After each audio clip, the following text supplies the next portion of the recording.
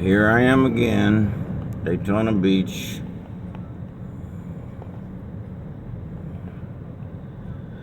And as you can see, there's nothing to see. The ocean is coming after us.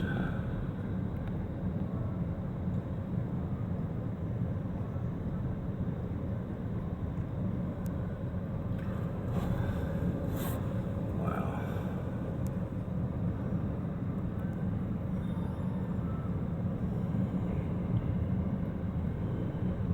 Oops.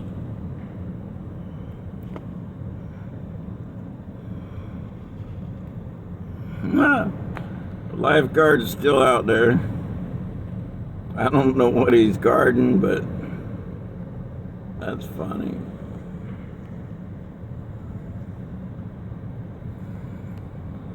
He's just standing there guarding something. I don't know, trying to earn his money, I guess. That's funny. Anyway,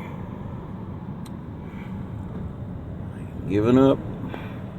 One day it'll be worth coming out here again,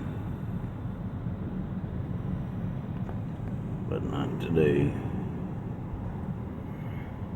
That's just funny. I wonder what he's guarding.